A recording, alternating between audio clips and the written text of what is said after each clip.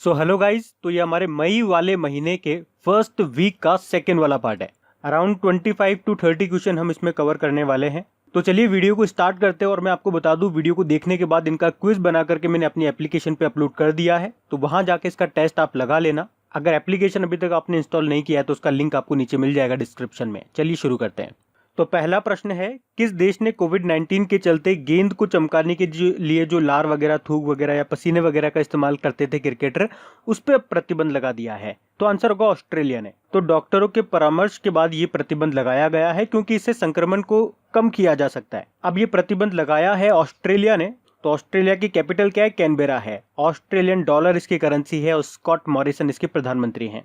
अच्छा, याद रखना, एक प्रश्न मैं आपको हमेशा बताता हूँ, ग्रेट बैरियर रीफ कहाँ पर स्थित है। ये प्रश्न एग्जाम में आ चुका है, तो याद रखो ऑस्ट्रेलिया में है। और अगर आपसे पूछ ले कि किस ओशियन में है, तो पैसिफिक ओशियन आंसर होगा आपका। और ऑस्ट्रेलिया का जो सर्वोच्च नागरिक सम्मान है उसको बोलते हैं ऑर्डर ऑफ ऑस्ट्रेलिया, जो अभी मिला था किरण मजूमदार शॉ को, और ये अवार्ड पाने वाली ये चौथी भारतीय बनी थी। इसके अलावा मैंने आपको पहले बताया था, पिच ब्लैक नाम का जो वायु सैन्य अभ्यास है वो आयोजित करता है ऑस्ट्रेलिया। और ये अभी न्यूज में क्यों था? क्योंकि इसे रद्द कर दिया गया कोविड-19 के कारण। काफी सारे देश इसमें पार्टिसिपेट करते हैं, जिसमें से एक भारत भी है। और अभी ICC T20 रैंकिंग आई थी, उसमें पहली बार ऑस्ट्रेलिया टॉप पे रहा था। उसके अलावा ICC टेस्ट रैंकिंग में भी ऑस्ट्रेलिया टॉप पे रहा, जबकि ODI रैंकिंग में बात करेंगे तो इंग्लैंड टॉप पे रहा था। फिर अभी किस बैंक ने हैशटैग हम हार नहीं मानेंगे एक सॉन्ग जारी किया? तो आंसर होगा HDFC बैंक ने। तो HDFC बैंक ने कोविड-19 महामारी के कारण देश में लागू लॉकडाउन में आशाएं बनाए रखने के लिए हैशटैग हम हार नहीं मानेंगे नाम से एक सॉन्ग जारी किया है। इस सॉन्ग को लिखा है प्रसून जोशी ने और इसमें संगीत दिया है AR रहमान ने। और इसके साथ HDFC बैंक ने यह भी घोषणा की थी कि इस गाने को जितनी बार सोशल मीडिया पर शेयर किया जाएगा, उतनी बार बैंक PM केयर फंड में 500 रुपए डोनेट करेंगे। यानी कि एक बार शेयर किया तो 500 रुपए, 2 बार शेयर किया तो 2 बार 500 रुपए, 3 बार शेयर किया तो 3 बार 500 रुपए, इस तरह से। अच्छा, बात करेंगे ICICI बैंक की। तो अभी ग्राहकों के लिए वॉइस बैंकिंग सेवा शुरू की थी इसने। और यूनियन बैंक ऑफ इंडिया भी न्यूज में था, क्योंकि इसके नए एग्जीक्यूटिव डायरेक्टर बन गए हैं विरूपाक्ष मिश्रा। और भारतीय एक्सा लाइफ इंश्योरेंस की बात करेंगे, इसके MD CEO बने थे अभी पराग राज। बाकी HDFC बैंक की बात करेंगे तो इसकी स्थापना 1994 में हुई थी। मुंबई में हेडक्वार्टर है और इसके MD CEO हैं आदित्य पुरी। अच्छा, इसकी टैगलाइन क्या है? इसकी टैगलाइन है वी अंडरस्टैंड योर वर्ल्ड। अच्छा, HDFC बैंक अभी न्यूज में रहा था, किन किन कारण से? एक तो जो चाइना का सेंट्रल बैंक है पीपल्स बैंक ऑफ चाइना, उसने HDFC में अपनी हिस्सेदारी को बढ़ा करके 1.01% कर लिया है। अभी HDFC बैंक ने HDFC बैंक ने सेफ ग्रिड नाम से एक अभियान भी शुरू किया था। इसके अलावा HDFC बैंक ने रिलायंस कैपिटल में 6.43% की हिस्सेदारी को खरीद लिया है। तो इन सब कारण से भी HDFC बैंक न्यूज में था, तो ये याद रखना। फिर है, कौन सा देश 2020 के अंत तक आर्कटिक जलवायु की निगरानी करने के लिए अपना पहला आर्कटिक M सैटेलाइट लॉन्च करेगा? तो आंसर होगा रशिया। तो रशिया इस साल के एंड तक ये आर्कटिक जलवायु और पर्यावरण की निगरानी करने के लिए अपना पहला आर्कटिक M सैटेलाइट को लॉन्च करेगा। तो इससे मौसम का पूर्वानुमान लगाने में सुधार होगा और वैज्ञानिकों को जलवायु परिवर्तन का बेहतर अध्ययन करने में भी हेल्प मिलेगी। रशिया की बात करेंगे तो इसकी कैपिटल मॉस्को है, करेंसी है रूबल, प्रधानमंत्री है मिखाइल मिशुस्तिन और प्रेसिडेंट है व्लादिमीर पुतिन। अच्छा, रशिया की संसद को क्या कहते हैं? तो ड्यूमा कहते हैं। इसके अलावा याद रखना, दुनिया का पहला 13वां न्यूक्लियर पावर प्लांट बनाया था रशिया ने, जिसका नाम रखा था अकाडेमिक लोमोनोसोन। और रशिया ने ही विश्व का पहला हाइपरसोनिक न्यूक्लियर मिसाइल एवनगार्ड को सेना में शामिल किया था। और रशिया को हथियार का भुगतान करने के लिए अब हम यूको बैंक का इस्तेमाल करते हैं। पहले हम सिंडिकेट बैंक को यूज करते थे। मतलब जैसे कि हमने रशिया से कोई हथियार खरीदा, जैसे S-400 मिसाइल हम खरीद रहे हैं, तो पैसे देने पड़ेंगे ना, तो पैसे अब हम यूको बैंक के माध्यम से देंगे। और रशिया से एक और इम्पोर्टेंट क्वेश्चन है, वो मैं आपको आगे बताऊंगा। फिर है, विश्व बैंक समूह ने वाइस प्रेसिडेंट ऑफ इंटीग्रिटी के रूप में किसे नियुक्त किया है? तो आंसर होगा ऑप्शन है मोहम्मदो डाइगन को। तो वर्ल्ड बैंक के जो अध्यक्ष है ना, डेविड मालपास, उन्होंने वर्ल्ड बैंक समूह में मोहम्मदो डाइगन को वाइस प्रेसिडेंट ऑफ इंटीग्रिटी के रूप में नियुक्त किया है। इसके अलावा आपको याद होगा, पिनेलोपी कुजियानो गोल्डबर्ग ये वर्ल्ड बैंक में चीफ इकोनॉमिस्ट थे, लेकिन इन्होंने इस्तीफा दे दिया। और जेफ वेनर की बात करेंगे तो लिंक्डइन के CEO थे ये, इन्होंने भी इस्तीफा दे दिया। और तमस अजान अभी इंटरनेशनल वेटलिफ्टिंग फेडरेशन के अध्यक्ष के पद से इन्होंने इस्तीफा दे दिया था। बाकी अगर वर्ल्ड बैंक की बात करेंगे तो इसकी स्थापना 1944 में हुई। वॉशिंगटन डीसी में हेडक्वार्टर है और इसके अध्यक्ष हैं डेविड मालपास। और इसकी एमडी सीएफओ कौन है? सीएफओ मतलब chief finance officer Anshula Kant है। और याद रखना, वर्ल्ड बैंक ने भारत को अभी कोविड-19 का मुकाबला करने के लिए $1 बिलियन का फंड भी दिया था। फिर है, प्रधानमंत्री नरेंद्र मोदी जी ने नॉन अलाइन मूवमेंट के वर्चुअल समिट में अभी पार्टिसिपेट किया। आपको बताना है उसके वर्तमान अध्यक्ष कौन है, तो आंसर होगा अजरबैजान। तो अभी मोदी जी ने इस नॉन अलाइन मूवमेंट यानी कि गुट निरपेक्ष आंदोलन के आभासी शिखर सम्मेलन यानी कि वर्चुअल समिट में पार्टिसिपेट किया।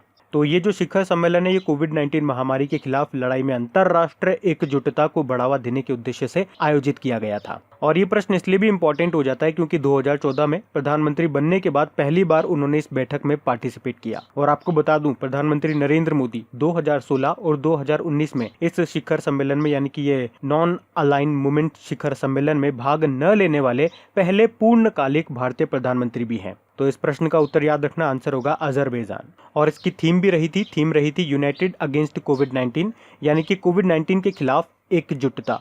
अब बात करेंगे ये नॉन अलाइन मूवमेंट क्या है। ये एक इंटरनेशनल ऑर्गेनाइजेशन है। एक्चुअली कुछ डेवलपिंग कंट्रीज ने मिलकर के इसको बनाया था, जिसमें भारत का भी एक महत्वपूर्ण योगदान रहा था। और इसको बनाने का उद्देश्य यही था कि किसी भी पावरफुल कंट्री या डेवलप्ड कंट्री के न तो हम साथ में होंगे न हम विरोध में होंगे, हम शांति से अपना काम करेंगे बस। इसकी स्थापना सर्बिया की राजधानी बेलग्रेड में हुई थी 1961 में और इसका हेडक्वार्टर है इंडोनेशिया के जकार्ता में। और जो इसके अध्यक्ष हैं वो हैं इल्हाम अलीयेव, जो कि अजरबैजान के प्रेसिडेंट हैं। फिर है, किस राज्य सरकार ने मुख्यमंत्री शहरी रोजगार गारंटी योजना शुरू की है? तो सही उत्तर होगा ऑप्शन है हिमाचल प्रदेश ने। तो नाम से ही क्लियर है। तो जो हिमाचल प्रदेश के शहरों में रहने वाले लोग हैं उनको इस योजना के अंतर्गत 120 दिनों का रोजगार दिया जाएगा 1 साल में। तो जिस तरह से आपका मनरेगा होता है ना, मनरेगा योजना में क्या होता है, जो ग्रामीण श्रमिक होते हैं उन्हें भारत सरकार 1 साल में 100 दिन का रोजगार देती है। और मनरेगा से एक इंपॉर्टेंट पॉइंट हमने पढ़ा भी था कि मनरेगा के अंतर्गत सबसे ज्यादा रोजगार देने वाला भी राज्य कौन सा बना था, वो भी याद रखो। कौन बना था? छत्तीसगढ़ बना था। तो उसी तरह से हिमाचल प्रदेश सरकार ने ये योजना शुरू की है। इसमें 120 दिनों का रोजगार मिलेगा शहरी क्षेत्र में निवास करने वाले लोगों को। हिमाचल प्रदेश की देखो 2 कैपिटल है। इसकी जो समर कैपिटल है वो शिमला है, विंटर कैपिटल है धर्मशाला। मुख्यमंत्री है जयराम ठाकुर, गवर्नर है बंडारू दत्तात्रेय। इसके अलावा याद रखना, अभी प्रधानमंत्री उज्ज्वला योजना के अंतर्गत 100% एलपीजी कवरेज करने वाला भारत का पहला राज्य बना था आपका हिमाचल प्रदेश। और अभी एक्टिव केस फाइंडिंग कैंपेन भी शुरू किया था इसने। कुछ इंपॉर्टेंट नेशनल पार्क आप याद रख लो यहाँ से, जैसे कि great Himalayan national park, Pin valley national park, Kheerganga national park है यहाँ पे, इंदर किला नेशनल पार्क है और सिंबलबारा नेशनल पार्क है यहाँ पे। तो ये भी ध्यान रखो। फिर अंतर्राष्ट्रीय खगोल विज्ञान दिवस यानी कि इंटरनेशनल एस्ट्रोनॉमी डे, ये कब मनाया गया? तो आंसर होगा 2 मई को। इसके अलावा याद रखना, देखो इसका कोई फिक्स डे नहीं होता है कि हर साल 2 मई को मनाते हैं। ये साल में 2 बार मनाया जाता है, एक बार बसंत ऋतु में, एक बार शरद ऋतु में। तो इस साल का तो आप याद रख लो, हम 2 मई को मना रहे हैं और एक 26 सितंबर को मनाएंगे। और इस दिन को मनाने का उद्देश्य क्या है? ब्रह्मांड के बारे में लोगों को शिक्षित करना। और एक वर्ल्ड स्पेस वीक भी होता है जो हम 4 से 10 अक्टूबर तक मनाते हैं। और इसी से मिलता जुलता एक और डे आपने पढ़ा होगा, international day of human space flight, जो 12 अप्रैल को मनाया जाता है। अच्छा, ये तो 2 मई की बात हो गई। एक 4 मई को भी इंपॉर्टेंट डे मनाया था हमने, अंतरराष्ट्रीय अग्निशमन दिवस, इंटरनेशनल फायर फाइटर्स डे। फिर है, UNESCO Guillermo Cano press freedom prize 2020 किसने जीता है? तो आंसर होगा जिनेथ बेदोया लीमा ने। तो जिनेथ बेदोया लीमा ये कोलंबिया के खोजी पत्रकार हैं और इन्होंने ही जीता है 2020 का UNESCO Guillermo Cano press freedom prize. तो इस पुरस्कार से खतरनाक परिस्थितियों में प्रेस की स्वतंत्रता के लिए कार्य करने वाले साहसी पत्रकारों को सम्मानित किया जाता है और इसमें पुरस्कार स्वरूप उन्हें $25,000 दिए जाते हैं। बाकी ये नाम भी इंपॉर्टेंट है, जैसे कि थंगजाम धबाली सिंह, ये मणिपुर के डॉक्टर हैं और अभी जापान के ऑर्डर ऑफ राइजिंग सन से इनको सम्मानित किया गया था। बाकी एडम हिगिन बूटम की बात करेंगे, इन्होंने अपनी पुस्तक midnight in Chernobyl the untold story of the world's greatest nuclear disaster के लिए विलियम ई कोल्बी पुरस्कार जीता था। और अब्देलवहाब अस्साउई की बात करेंगे, अल्जीरिया के लेखक हैं। 13वां इंटरनेशनल अरब फिक्शन अवार्ड 2020 इन्होंने जीता था अपने उपन्यास द स्पार्टन कोर्ट के लिए। तो ये सारे नाम इंपॉर्टेंट है आपके लिए। फिर है, one nation one ration card के तहत कितने राज्यों या यूनियन टेरिटरी को जोड़ा गया है? तो आंसर होगा 5। अब ये 5 कौन कौन है? पंजाब, उत्तर प्रदेश, बिहार, हिमाचल प्रदेश और दादरा व नगर हवेली व दमन व दीव, ये दोनों एक ही हैं। अगर आप डेली हमारा करंट अफेयर्स का लेक्चर पढ़ते होंगे तो कुछ समय पहले मैंने आपको बताया था इन दोनों को मर्ज कर दिया गया था, तो ये एक ही नाम है। और अभी तो 5 को जोड़ा गया है, इससे पहले 12 को जोड़ा जा चुका है, अब टोटल 17 हो गए हैं। अब ये one nation one ration card योजना क्या है, तो आप इसको ऐसे समझो, मान लो एक मजदूर है, वो कहाँ पे रहता है, वो बिहार में रहता है। अब उसके पास राशन कार्ड है बिहार का, अब उसने राशन कार्ड बनवाया बिहार में, और उस राशन कार्ड से क्या होता है, जो सरकार के सब्सिडी वाले राशन होते हैं जो सस्ते में मिल जाते हैं मजदूरों को, गरीबों को, उससे वो राशन खरीदता है। लेकिन उसे अपने काम के सिलसिले में किसी और राज्य में जाना पड़ता है, जैसे वो उत्तर प्रदेश चला गया, राजस्थान आ गया, कहीं और चला गया, देश में किसी भी राज्य में चला गया, तो वहां पे उसको उसी राशन कार्ड से राशन मिल सकेगा। मतलब ऐसा नहीं उसके पास बिहार का राशन कार्ड है और वो इस राज्य में आ गया तो अब राशन नहीं मिलेगा, उसको राशन मिलेगा, बस शर्त यह है कि आपका राशन कार्ड आधार कार्ड से लिंक होना चाहिए। तो ये one nation one ration card योजना इसीलिए शुरू की गई थी ताकि जो गरीब लोग होते हैं, जो मजदूर वर्ग होते हैं, जो एक राज्य से दूसरे राज्य में आते जाते रहते हैं काम के सिलसिले में, तो उनको ये जो सरकार सब्सिडी वाला अनाज देती है, राशन देती है, वो उनको मिल सके, उन्हीं के लिए तो वो शुरू किया गया है। तो ये आप ध्यान रखना। फिर अभी आरबीआई ने किस बैंक का लाइसेंस रद्द कर दिया, तो आंसर होगा सीकेपी सहकारी बैंक। अब आपने इसका नाम तो पहली बार सुना होगा, लेकिन ये 104 साल पुराना सहकारी बैंक है, कोऑपरेटिव बैंक है, और अभी आरबीआई ने इसका लाइसेंस रद्द कर दिया। क्यों कर दिया, तो आरबीआई के अनुसार उसने कहा कि ये बैंक घाटे में जा रहा था और इसकी जो नेट वर्थ है उसमें भी गिरावट आ रही थी, इसलिए इसका लाइसेंस रद्द कर दिया। और अगर डेली हमारा करंट अफेयर्स का लेक्चर आप लोग पढ़ते होंगे तो आपको याद होगा, अप्रैल में हमने पढ़ा था कि आरबीआई ने Mhapsa urban cooperative bank of Goa limited का भी लाइसेंस रद्द किया था। और ये जो सीकेपी कोऑपरेटिव बैंक है, इसका हेड ऑफिस है माटुंगा, मुंबई में। आरबीआई की बात कर लें तो इसकी स्थापना 1 अप्रैल 1935 को हुई थी, मुंबई में हेडक्वार्टर है, और इसके गवर्नर है वर्तमान में शक्तिकांत दास। कौन से नंबर के हैं, 25वें नंबर के हैं। मैंने आपको हमेशा बताया आरबीआई में एक गवर्नर होता है और 4 होते हैं डेप्यूटी गवर्नर, लेकिन वर्तमान में बात करेंगे आज के समय तो इसके पास केवल 3 ही डेप्यूटी गवर्नर हैं, क्योंकि एक ने इस्तीफा दे दिया था मार्च में, उनका नाम था NS विश्वनाथन। बाकी 3 में आपको बता देता हूं जो अभी वर्तमान में है। एक तो माइकल देवव्रत पात्रा जो इसी साल नए बने थे, एक है बीपी कानूनगो जिनका कार्यकाल तो अभी समाप्त हो चुका था लेकिन 1 साल का इनको एक्सटेंशन मिल गया, और एक है महेश कुमार जैन। इसके अलावा कुछ पॉलिसी रेट्स भी अभी आई थी आरबीआई की, उसको भी रिकॉल कर लो। रेपो रेट 4.4% है, रिवर्स रेपो रेट है 3.75%, कैश रिजर्व रेशो है 3%, और मार्जिनल स्टैंडिंग फैसिलिटी और बैंक रेट है 4.65%, और स्टेचुरी लिक्विडिटी रेशो है 18%। देखो ये अगर बहुत लेट आप वीडियो देख रहे होंगे, आप में से अगर कोई स्टूडेंट, तो एक बार इसको अपडेट कर लेना, हो सकता है फ्यूचर में जाकर के ये चेंज हो जाए।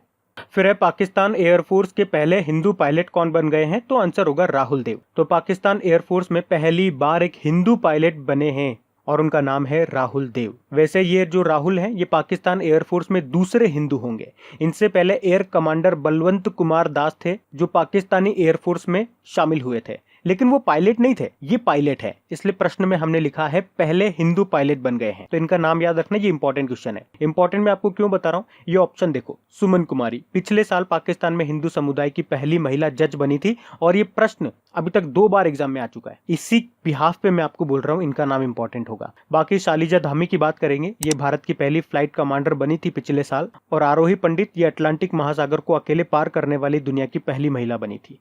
पाकिस्तान की बात करेंगे तो कैपिटल इस्लामाबाद है, करेंसी है पाकिस्तानी रुपया, और प्रेसिडेंट है आरिफ अलवी। इमरान खान प्रधानमंत्री आप जानते ही हो। इसके अलावा इंडिया और पाकिस्तान के बीच की बॉर्डर को क्या कहते हैं, रेड क्लिफ लाइन कहते हैं। इसके अलावा याद रखना पिछले साल ही पाकिस्तान का नेशनल ड्रिंक बना था क्या, गन्ने का रस। और एग्जाम में पूछा गया प्रश्न मैं आपको हमेशा बताता हूँ, पाकिस्तान के पहले प्रधानमंत्री का नाम याद रख लो, लियाकत अली खान है, ये आ चुका है एग्जाम में प्रश्न। और अभी रिसेंटली न्यूज से बात करेंगे तो पाकिस्तान क्रिकेट बोर्ड ने उमर अकमल पे अभी 3 साल का बैन लगा दिया था, जबकि सना मीर उन्होंने अंतरराष्ट्रीय क्रिकेट से संन्यास की घोषणा कर दी थी अभी। और अभी आपको याद होगा पाकिस्तान ने कोविड-19 पर सार्क देशों के स्वास्थ्य मंत्रियों की वर्चुअल कॉन्फ्रेंस की मेजबानी भी की थी।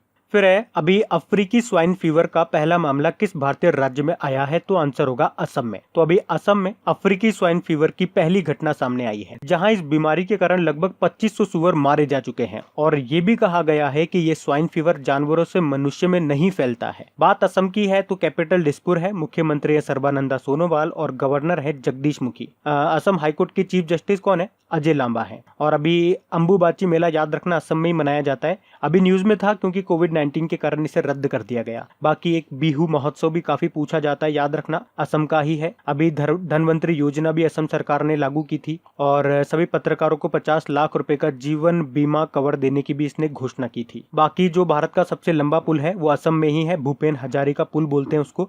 लंबाई 9.15 किलोमीटर है। किस नदी पे है? तो लोहित नदी पर है। एक काजीरंगा नेशनल पार्क भी याद रखो, एक सिंग वाले गेंडे के लिए फेमस है, असम में ही है। बाकी नामेरी नेशनल पार्क है, मानस नेशनल पार्क है, औरंग नेशनल पार्क हो गया, डिब्रू शिखोवा नेशनल पार्क, ये सब भी यहीं पर है। अच्छा, एक और क्वेश्चन आ गया पत्रकारिता से रिलेटेड, अवार्ड वाला क्वेश्चन है। आपको बताना अभी कितने भारतीय पत्रकारों को 2020 के पुलित्जर पुरस्कार से सम्मानित किया गया? तो आंसर होगा 3 को, और ये तीनों के नाम याद रख लो, दार यासीन, मुख्तार खान और चन्नी आनंद। ये तीनों जम्मू कश्मीर से हैं और इन पत्रकारों को फीचर फोटोग्राफी के क्षेत्र में यानी कि फोटोग्राफी की कैटेगरी में ये पुरस्कार मिला है। इन्होंने जब आर्टिकल 370 हटाया गया था उसके बाद जो इन्होंने कवरेज किया था तो उसके लिए इन्हें ये सम्मान मिला है। इसके अलावा एक और पॉइंट मैं आपको बता दूं, देखो वैसे तो बहुत सारी कैटेगरीज में अवार्ड मिले हैं लेकिन हमको भारतीयों के नाम याद रखने हैं। आपसे पूछे जाएगा इससे रिलेटेड प्रश्न तो इन्हीं का नाम पूछेंगे। लेकिन इसके अलावा एक और पॉइंट याद रख लो कि न्यूयॉर्क टाइम्स ने सबसे ज्यादा यानी कि 3 पुरस्कार जीते हैं। क्या होता है ये पुलित्जर पुरस्कार? तो ये अमेरिका का एक प्रतिष्ठित पुरस्कार है। प्रतिष्ठित मतलब काफी फेमस पुरस्कार है जो पत्रकारिता, साहित्य और संगीत और रचना के क्षेत्र में दिया जाता है। इसकी शुरुआत 1917 में हुई थी। फिर एक किस भारतीय पत्रकार को फ्रीडम ऑफ स्पीच अवार्ड से सम्मानित किया गया? तो आंसर होगा सिद्धार्थ वरदराजन को। तो ये भारतीय पत्रकार हैं और द वायर के संस्थापक हैं सिद्धार्थ वरदराजन, और अभी जर्मन अंतरराष्ट्रीय प्रसारक डॉयचे वेले के द्वारा 14 देशों के 17 पत्रकारों को फ्रीडम ऑफ स्पीच अवार्ड से सम्मानित किया गया, उनमें से ये भी एक हैं। और ये जो पुरस्कार है ये उन पत्रकारों को दिया जाता है जो मीडिया में मानव अधिकारों और बोलने की आजादी के प्रति प्रतिबद्धता से काम करते हैं। और देखो पत्रकारिता से रिलेटेड एक अवार्ड हमने पीछे भी पढ़ा था, जेनेथ बेदोया लिमा को मिला था 2020 का यूनेस्को गिलर्मो केना पुरस्कार, और ये भी पत्रकारिता के क्षेत्र में ही दिया जाता है। ये प्रश्न भी याद रखना, पूछा जा सकता है किस क्षेत्र में दिया जाता है, तो पत्रकारिता के क्षेत्र में। बाकी वर्ल्ड प्रेस फ्रीडम डे भी याद रखो, 3 मई को मनाते हैं। और अभी वर्ल्ड प्रेस फ्रीडम इंडेक्स आया था 2020 वाला, उसमें भारत 142 नंबर पे रहा था और टॉप पे रहा था नॉर्वे। बाकी प्रोफेसर टी प्रदीप का नाम न्यूज में था, अभी आईआईटी मद्रास के प्रोफेसर हैं ये, और अभी इन्होंने साइंस एंड टेक्नोलॉजी की कैटेगरी में 2020 का निक्केई एशिया पुरस्कार जीता था। और एडम हिगिनबॉटम के बारे में आपको बता चुका हूं, इन्होंने अपनी पुस्तक midnight in Chernobyl and untold story of the world greatest nuclear disaster के लिए विलियम ई कोल्बी पुरस्कार जीता था। फिर है विश्व अस्थमा दिवस कब मनाया गया? तो आंसर होगा 5 मई को। अब ये भी याद रखना, ये भी कोई 5 मई को हर साल मनाया जाता है, ये फिक्स नहीं है। एक्चुअली मई के पहले मंगलवार को इसको मनाया जाता है। तो अस्थमा के प्रति लोगों को जागरूक करने के लिए इसे मनाया जाता है। पहली बार इसे 1998 में मनाया गया था। अस्थमा क्या है? ये एक सांस से संबंधित रोग है जिसमें सांस लेने में तकलीफ होती है। अच्छा, इंपॉर्टेंट रहेगी इसकी थीम है इनफ अस्थमा डेथ। बाकी 5 मई को एक और इम्पोर्टेंट दिवस मनाया था, विश्व हाथ स्वच्छ दिवस, वर्ल्ड हैंड हाइजीन डे, जिसकी थीम रही थी save lives clean your hand. और इसके अलावा 5 मई को हमने इंटरनेशनल मिडवाइफ्स डे भी मनाया। मिडवाइफ बोलते हैं दाई माँ को, और इसकी थीम रही थी demonstrate mobilise unite our time is now. इसके अलावा याद रखना वर्ल्ड हेल्थ ऑर्गेनाइजेशन ने 2020 को year of nurse and midwives के रूप में भी घोषित किया था। फिर है अभी किसने रसायन मुक्त कीटाणु शोधन यानी कि केमिकल फ्री डिसइंफेक्शन के लिए एक अल्ट्रावायलेट कीटाणु शोधन टावर बनाया यानी कि अल्ट्रावायलेट डिसइंफेक्शन टावर बनाया है? तो आंसर होगा डीआरडीओ ने। तो अभी डीआरडीओ ने केमिकल फ्री और तेजी से कीटाणुओं को नष्ट करने के लिए अल्ट्रावायलेट डिसइंफेक्शन टावर बनाया है। तो इसे उन एरिया में लगाया जाएगा जब पे सबसे ज्यादा संक्रमण है, यानी कि जो रेड जोन वाले एरिया है। और याद रखना इस टावर को नाम दिया गया है यूवी ब्लास्टर। डीआरडीओ की बात करेंगे, defence research and development organisation, जिसकी स्थापना कब हुई थी? जब नासा की हुई थी। और नासा की कब हुई थी? जब 1958 में हुई थी। मैं आपको हमेशा इसीलिए बताता हूँ इस तरह से, ताकि आपको ये याद हो जाए, आपको डीआरडीओ का भी याद हो जाए और नासा का भी याद हो जाए। और इसके हेड हैं जी सतीश रेड्डी। 2019 में इनको मिसाइल सिस्टम अवार्ड भी मिला था। इसका मोटो क्या है? Strength origin is in science. और 1 जनवरी को डीआरडीओ दिवस मनाते हैं क्योंकि 1 जनवरी 1958 को ही इसकी स्थापना हुई थी। फिर अभी इंडियन ऑयल कॉर्पोरेशन के नए चेयरमैन के रूप में किसे नियुक्त किया गया? तो आंसर होगा श्रीकांत माधव वैद को। तो श्रीकांत माधव वैद को देश की सबसे बड़ी तेल कंपनी इंडियन ऑयल कॉर्पोरेशन का नया चेयरमैन नियुक्त किया गया है। 1 जुलाई से ही अपना कार्यभार संभालेंगे, 3 साल के लिए इनको बनाया गया है। बाकी टीएस तिरुमूर्ति की बात करेंगे, अभी यूनाइटेड नेशन में भारत का स्थायी प्रतिनिधि इनको नियुक्त किया गया था। और नीरज व्यास ये Punjab national bank housing finance के इंटरिम एमडी सीईओ बने थे। और नीरज धवन की बात करेंगे, यस बैंक में CRO यानी कि चीफ रिस्क ऑफिसर मुख्य जोखिम अधिकारी इनको बनाया गया है। फिर है अभी भारतीय नौसेना ने कौन सा ऑपरेशन शुरू किया है, तो आंसर होगा समुद्र सेतु। समुद्र सेतु का मतलब होता है सी ब्रिज यानी कि समुद्र पुल। और इस ऑपरेशन को कोविड-19 महामारी के दौरान विदेशों में जो भारतीय नागरिक फंसे हुए हैं उनको वापस भारत में लाने के लिए इसको शुरू किया गया है। तो इसमें जिन समुद्री जहाजों को यूज किया जाएगा उनके नाम है जलश्वा और मगर। और पहले ये मालदीव गए हैं, वहां से भारतीयों को लेकर के आएंगे। नेवल चीफ कौन है हमारे? नेवल चीफ है हमारे करमबीर सिंह। और नेवी डे हम मनाते हैं 4 दिसंबर को। इसके अलावा आर्मी चीफ मार्शल भी याद रखो, राकेश कुमार सिंह भदौरिया है। आर्मी चीफ है हमारे मनोज मुकुंद नरावणे। अच्छा, ये तो समुद्र सेतु नाम हो गया। और इसी से आपको कुछ याद भी आता होगा, आरोग्य सेतु एप्लीकेशन सरकार ने लॉन्च की थी, जिसने अभी रिकॉर्ड भी बनाया था। 13 दिनों में 5 करोड़ डाउनलोड किए जाने का रिकॉर्ड बनाया था। फिर है 2020 का young career award in nano science and technology से किसे सम्मानित किया गया, तो आंसर होगा सौरभ लोढ़ा को। ये IIT बॉम्बे के प्रोफेसर हैं सौरभ लोढ़ा, और इनको 2020 के young career award in nano science and technology से सम्मानित किया गया है। ये जो यंग कैरियर अवार्ड है ये साइंस एंड टेक्नोलॉजी डिपार्टमेंट की तरफ से दिया जाता है। अच्छा, ये तो IIT बॉम्बे के प्रोफेसर है। अभी एक IIT मद्रास के प्रोफेसर का नाम भी हमने पढ़ा था, प्रोफेसर टी प्रदीप। उन्हें भी अभी साइंस एंड टेक्नोलॉजी की कैटेगरी में 2020 का निक्केई एशिया अवार्ड मिला था। तो इस तरह से दोनों को लिंक करके आप साथ साथ याद रखोगे ना, तो आप एक याद करोगे, लिंक करके दूसरे पे ऑटोमेटिक पहुंच जाओगे, तो उसका भी रिवीजन हो जाएगा। तो इसी तरह से आप लिंक करके चीजों को पढ़ा करो, मैं हमेशा आपको समझाता हूँ। बाकी सिद्धार्थ वरदराजन की बात करेंगे तो भारतीय पत्रकार है, फ्रीडम ऑफ स्पीच अवार्ड जीता था इन्होंने। और अभी आपको याद होगा 3 भारतीय पत्रकारों को 2020 के पुलित्जर पुरस्कार से सम्मानित किया गया था। उन तीनों के नाम याद रख लो, एक तो है दार यासीन, एक है मुख्तार खान और एक है चन्नी आनंद। फोटोग्राफी की कैटेगरी में उनको यह अवार्ड मिला था। फिर अभी किस राज्य सरकार ने प्रवासियों के लिए एग्जिट एप्लीकेशन को लॉन्च किया है, तो आंसर होगा पश्चिम बंगाल सरकार ने। तो अभी लॉकडाउन के समय जो दूसरे राज्यों के लोग पश्चिम बंगाल में फंसे हुए हैं उनके लिए इस एप्लीकेशन को लॉन्च किया गया है। जो अपने राज्य में फिर से लौटना चाहते हैं वो इस एप्लीकेशन के माध्यम से ऑनलाइन आवेदन कर सकते हैं। पश्चिम बंगाल की बात करेंगे तो इसकी कैपिटल कोलकाता है, और कोलकाता से प्रश्न पूछा जाता है आपके एग्जाम में, किस नदी के किनारे है कोलकाता? हुगली नदी के किनारे। और याद रखना इसी के नीचे बनेगा पहली अंडर वाटर ट्रेन। वैसे कोलकाता में और किस किस का हेडक्वार्टर हमने पढ़ा है, जैसे कि यूको बैंक का हेडक्वार्टर है यहाँ पे, जियोलॉजिकल सर्वे ऑफ इंडिया का हेडक्वार्टर है यहाँ पे, ऑर्डिनेंस फैक्ट्री बोर्ड का हेडक्वार्टर है यहाँ पे। तो कुछ इंपॉर्टेंट है, ये याद रखना इनको। मुख्यमंत्री ममता बनर्जी हैं, गवर्नर है जगदीप धनखड़। और अभी आपको याद होगा कृषि मंत्रालय की रिपोर्ट आई थी, उसने बताया था कि 2018-19 में सब्जियों के उत्पादन में टॉप पे रहा था पश्चिम बंगाल, जबकि फलों के उत्पादन में आंध्र प्रदेश टॉप पे रहा था। और यहाँ पे जो कोलकाता बंदरगाह है, बंदरगाह को अंग्रेजी में पोर्ट बोलते हैं, तो उसका नाम बदल करके डॉक्टर श्यामा प्रसाद मुखर्जी के नाम पे कर दिया गया। एक यहाँ पे टाइगर रिजर्व बहुत इंपॉर्टेंट है, बुक्सा टाइगर रिजर्व, ये एग्जाम में पूछा जाता है।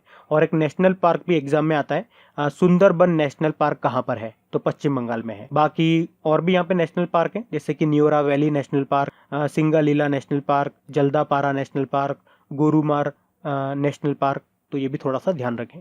फिर अभी किस देश ने नॉर्थ कोरिया के जो शासक हैं किम जोंग उन, उनको द्वितीय विश्व युद्ध के पदक से सम्मानित किया, तो आंसर होगा रशिया ने। तो अभी रशिया के जो प्रेसिडेंट है व्लादिमीर पुतिन, उन्होंने नाजी जर्मनी पर जीत की 75वीं वर्षगांठ पर नॉर्थ कोरिया के जो शासक हैं किम जोंग उन को स्मारक चिन्ह युद्ध मेडल से सम्मानित किया है। तो किम जोंग उन को ये सम्मान सोवियत संघ के उन सैनिकों की स्मृति को संरक्षित करने के लिए दिया गया है जिनकी मृत्यु सेकेंड वर्ल्ड वॉर के समय नॉर्थ कोरिया में हुई थी। अच्छा, रशिया न्यूज में है तो रशिया की कैपिटल क्या है? मॉस्को है। करेंसी है रूबल, प्रधानमंत्री है मिखाइल मिशुस्तिन और प्रेसिडेंट है व्लादिमीर पुतिन। और शायद ये सब चीजें मैं आपको पीछे भी बता चुका। कब बता चुका हूँ? जब हमने वो प्रश्न पढ़ा था कि 2020 के अंत में रशिया आर्कटिक जलवायु की निगरानी के लिए अपना पहला आर्कटिक M उपग्रह लॉन्च करेगा। तो अभी हम बढ़ते हैं आगे। फिर है मैक्स बुपा हेल्थ इंश्योरेंस के नए MD CEO के रूप में किसे नियुक्त किया गया, तो आंसर होगा कृष्णन रामचंद्रन को। तो कृष्णन रामचंद्रन ये बन गए हैं मैक्स बुपा हेल्थ इंश्योरेंस के नए MD CEO। ये किसका स्थान लेंगे? ये आशीष मल्होत्रा का स्थान लेंगे। बाकी परागराज ये भारतीय एक्सा लाइफ इंश्योरेंस के MD CEO बने थे, और हरिमोहन ये ऑर्डिनेंस फैक्ट्री बोर्ड के अध्यक्ष बने थे, और श्रीधर पात्रा ये नाल्को यानी कि नेशनल एल्यूमिनियम कंपनी के अध्यक्ष बने थे। मैक्स बुपा हेल्थ इंश्योरेंस की बात करेंगे, स्थापना 2008 में हुई थी, नई दिल्ली में हेडक्वार्टर है, और इसके MD CEO का नाम है, मतलब यही बन गए हैं MD CEO तो कृष्णन रामचंद्रन। फिर है अभी IBRD यानी कि international bank for reconstruction and development में अमेरिका के नए प्रतिनिधि यानी कि रिप्रेजेंटेटिव के रूप में किसको नॉमिनेट किया गया, मनोनीत किया गया? तो आंसर होगा अशोक माइकल पिंटो को। और इनको मनोनीत किया है अमेरिका के राष्ट्रपति डोनाल्ड ट्रंप ने। तो ये वर्ल्ड बैंक की ऋण शाखा है, international bank for reconstruction and development. अच्छा, एक और क्वेश्चन मैं आपको बताऊंगा, इसी क्वेश्चन में ऐड कर देता हूं, अलग से नहीं बताऊंगा, तो ध्यान से सुनना। अभी राष्ट्रपति डोनाल्ड ट्रंप ने न्यूयॉर्क की संघीय अदालत यानी कि फेडरल कोर्ट में जज के रूप में किसको नियुक्त किया? तो सरिता कोमाती रेड्डी को। तो ये नाम भी आप ध्यान रखना, क्योंकि ये भारतीय मूल की हैं, तो नाम इंपॉर्टेंट रहेगा हमारे लिए। इनके अलावा TS तिरुमूर्ति मैं आपको बता चुका हूँ, यूनाइटेड नेशन में भारत के स्थायी प्रतिनिधि इनको नियुक्त किया गया था। मनीषा सिंह की बात करेंगे, OECD में अमेरिकी दूत के रूप में इनको नियुक्त किया था डोनाल्ड ट्रंप ने। और वनीजा रूपाणी ये भारतीय मूल की लड़की हैं जो कि अमेरिका में रहती हैं। इनका नाम अभी न्यूज़ में इसलिए था क्योंकि मंगल ग्रह के पहले हेलीकॉप्टर का नाम इन्होंने रखा था। क्या नाम रखा था? इंजीन्यूटी नाम रखा था। कुछ और नाम मैं आपको रिवाइज करा दूं? चलो रिवाइज करा ही देता हूं, आपका रिवीजन हो जाएगा। जैसे कि शोभना नरसिम्हन, अभी ये American academy of arts and science की मानद सदस्य के रूप में इनको चुना गया था। सुदर्शन बाबू का नाम याद रखो, अभी इन्हें डोनाल्ड ट्रंप ने ही साइंस बोर्ड में सदस्य के रूप में नियुक्त किया था। रो खन्ना का नाम भी याद रख लो, व्हाइट हाउस के कोरोना वायरस सलाहकार परिषद में इनको नियुक्त किया गया था। और सीमा वर्मा का नाम भी याद रखो, अमेरिका की कोरोना वायरस टास्क फोर्स में इनको शामिल किया गया था। और सीमा नंदा डेमोक्रेटिक नेशनल पार्टी के CEO पद से इन्होंने इस्तीफा दे दिया था। और एक और नाम याद रखो, जे अरुण कुमार का, USA क्रिकेट टीम के कोच बने थे। तो ये सारे भारतीय मूल के नाम हैं जो अभी न्यूज में रहे थे, मैंने आपको सारे बता दिए, तो इनको ध्यान रखना। फिर है हाल ही में जारी लॉस्ट एट होम रिपोर्ट के अनुसार किस देश में 2019 में दुनिया में सबसे ज्यादा नए आंतरिक विस्थापन के मामले सामने आए हैं? आंतरिक विस्थापन मतलब हो गया इंटरनल डिस्प्लेसमेंट, यानी कि हमारे देश में जैसे कि आप एक स्थान पे रहते हो, फिर वहां से आप किसी और स्थान पे चले जाते हो, तो इसको कहते हैं आंतरिक विस्थापन। इसका कारण कुछ भी हो सकता है, जैसे कि एक जगह पे रहते हो आप, वहां पे कोई प्राकृतिक आपदाएं आ गई है, नेचुरल डिजास्टर, तो आपको वहां से मूव ऑन करना पड़ेगा। हिंसा हो गई है वहां पे, तो आपको वहां से जाना पड़ेगा। तो ये हो गया आंतरिक विस्थापन का कारण। तो इस रिपोर्ट में यही बताया है कि 2019 में सबसे ज्यादा आंतरिक विस्थापन हुए हैं भारत में। सेकंड नंबर पे फिलीपींस, थर्ड नंबर पे बांग्लादेश और फोर्थ नंबर पे चाइना। इसके अलावा अभी भारत कहाँ कहाँ पे अभी न्यूज में रहा था, मैं आपको बता दूं। एक रिपोर्ट आई थी जिसमें हमने पढ़ा था, उस रिपोर्ट के अनुसार डिजिटल कामकाज को लेकर सबसे अनुकूल देश रहा था भारत। और उसके अलावा एक और रिपोर्ट आई थी जिसमें बताया था कि एशिया का नंबर 1 स्पोर्ट टेक देश बना था भारत। और जो G20 ऊर्जा मंत्रियों की बैठक हुई थी, उसमें भी भारत को ऊर्जा की खपत का प्रमुख केंद्र घोषित किया गया था। और आपको याद होगा, भारत हाइड्रोक्सीक्लोरोक्वीन का सबसे बड़ा उत्पादक और निर्यातक देश भी बना था। उत्पादक यानी कि प्रोड्यूस करने वाला, और निर्यातक यानी कि एक्सपोर्टर। यूनिसेफ की ये रिपोर्ट है, तो यूनिसेफ के बारे में जान लो। इसकी स्थापना 1946 में हुई थी। इसकी फुल फॉर्म, चलो इसकी फुल फॉर्म मैं आप लोगों से पूछता हूँ, यूनिसेफ की फुल फॉर्म क्या होती है? हेडक्वार्टर न्यूयॉर्क में है और इसके हेड हैं हेनरिटा H. फोर। इसकी फुल फॉर्म आप लोग लिख करके बताना इसकी फुल फॉर्म क्या होती है। हम आगे बढ़ते हैं। फिर है अभी किसे RBI के केंद्रीय बोर्ड में निदेशक के रूप में नियुक्त किया गया? तो आंसर होगा तरुण बजाज को। तरुण बजाज आपने नाम जरूर सुना होगा। अभी ये कॉर्पोरेट अफेयर्स, आर्थिक मामलों के सचिव बने थे, और अब इनको RBI के सेंट्रल बोर्ड में निदेशक डायरेक्टर के रूप में नियुक्त कर दिया गया है। बाकी निरंजन हीरा नंदानी की बात करेंगे, एसोचैम के अध्यक्ष बने थे। UB प्रवीण राव की बात करेंगे, ये नेस्कॉम के अध्यक्ष बने थे। और संगीता रेड्डी ये फिक्की की अध्यक्ष बनी थी। और RBI के बारे में डिटेल में मैं आपको पीछे बता ही चुका हूँ इसी वीडियो में। तो अभी हम बढ़ते हैं आगे। फिर है अभी किस राज्य की सरकार ने निगाह योजना शुरू की है? तो आंसर होगा हिमाचल प्रदेश सरकार ने। अब इस योजना को शुरू करने का उद्देश्य क्या है? अभी आपको पता है, लॉकडाउन में कई सारे लोग अपने घर से किसी और जगह पे फंसे हुए, जैसे कि वो उत्तर प्रदेश में रहते हैं, कोई मजदूर, तो वो किसी और राज्य में फंसे हुए हैं। उनके लिए भी आपको पता है भारतीय रेलवे ने विशेष ट्रेनें भी चलाई है ताकि वो अपने राज्य में जा सके। अब ऐसे लोग जो एक जगह से दूसरे जगह पे, यानी कि अपने घरों पे जा रहे हैं, तो उन लोगों के परिवारों के सदस्य को जागरूक करने के लिए ये योजना बनाई है हिमाचल प्रदेश सरकार ने। यानी कि हिमाचल प्रदेश के कोई व्यक्ति हैं जो दूसरे राज्यों में फंसे हुए हैं, अब वो हिमाचल प्रदेश जब लौटेंगे, अपने अपने घरों पे जाएंगे, तो उनके परिवारों के सदस्य को जागरूक बनाया जा रहा है इस योजना के थ्रू। मतलब आपको किन किन चीजों का ख्याल रखना है, हो सकता है वो संक्रमित हो या न हो, वैसे तो सारी टेस्टिंग होगी, फिर भी एहतियात बरतनी होगी। उसी के लिए ये योजना शुरू की है, निगाह योजना। और निगाह से आपको कुछ याद आ रहा होगा, कुछ लिंक कर पा रहे होंगे आप। मार्च में आंध्र प्रदेश ने निगाह एप्लीकेशन को लॉन्च किया था। वो चुनावों में भ्रष्टाचार को रोकने के लिए उसको शुरू किया गया था। तो नाम सेम है लेकिन वो एक मोबाइल एप्लीकेशन थी और ये एक योजना है। तो इस तरह से चीजों को आप याद रखना, कंफ्यूज मत हो जाना। हिमाचल प्रदेश की बात करेंगे तो पीछे मैं हिमाचल प्रदेश के बारे में भी आपको बता चुका हूँ। तो अभी बढ़ते हैं आगे। फिर है अभी बैडमिंटन वर्ल्ड चैंपियनशिप 2020 को कब तक के लिए स्थगित कर दिया गया? तो आंसर होगा 2021 तक के लिए। तो ये बैडमिंटन वर्ल्ड चैंपियनशिप इसी साल नवंबर में होने वाली थी, लेकिन अभी कोविड-19 के कारण इसे 2021 तक के लिए स्थगित कर दिया गया। अभी अगले साल ही होगी नवंबर में। कहाँ पे होगी? तो स्पेन में होगी। अच्छा, इसके अलावा एक और प्रश्न याद रखो। अभी जो स्विमिंग के लिए वर्ल्ड गवर्निंग बॉडी होती है, फेडरेशन इंटरनेशनल डी नेटेशन, उसने 2021 में जो फुकुओका एक्वेटिक वर्ल्ड चैंपियनशिप होने वाली थी 2021 में, उसको भी स्थगित कर दिया 2022 तक के लिए। अब वो 2022 में होगी। और कहाँ पे होगी? तो ये जापान में होगी। और इसे क्यों स्थगित कर दिया गया? इसे कोरोना के कारण स्थगित नहीं किया है, इसको टोक्यो ओलंपिक के कारण स्थगित किया है। देखो, टोक्यो ओलंपिक आपको पता है 2020 में होने वाले थे, लेकिन कोविड-19 के कारण उसे पोस्टपोन कर दिया, स्थगित कर दिया। वो 2021 में होंगे और ये भी 2021 में होने वाले थे। तो दोनों में टकराव हो रहा था तारीखों में, इसीलिए इसको आगे शिफ्ट करना पड़ा। और इसी तरह से आपको पता होगा, इसी पर्पस के कारण ये जो टकराव हो रहा था, अभी जो 2021 के कॉमनवेल्थ यूथ गेम्स थे उनको भी आगे शिफ्ट करना पड़ा। वो अब 2023 में होंगे। और वो कहाँ पे होने वाले थे? त्रिनिदाद और टोबेगो में होने वाले थे, जो कि एक द्वीपीय देश है। इसके अलावा इसी तरह से आपको याद आया होगा 2021 के वर्ल्ड गेम्स, जो कि अमेरिका के बर्मिंघम में होने वाले थे, उनको भी इसी कारण से टकराव हो रहा था टोक्यो ओलंपिक के साथ, इसलिए उनको भी शिफ्ट करना पड़ा 2022 में। तो टोक्यो ओलंपिक के कारण 3 गेम्स को हमने शिफ्ट कर दिया आगे। तो इसी तरह से आप चीजों को लिंक कर करके लाइन बाय लाइन याद करो, मजा आ जाएगा देखना पढ़ने में। बाकी बैडमिंटन वर्ल्ड फेडरेशन की बात करेंगे। इसकी स्थापना 1934 में हुई। हेडक्वार्टर कुआलालंपुर मलेशिया में है और इसके अध्यक्ष हैं पॉल एरिक हॉयर।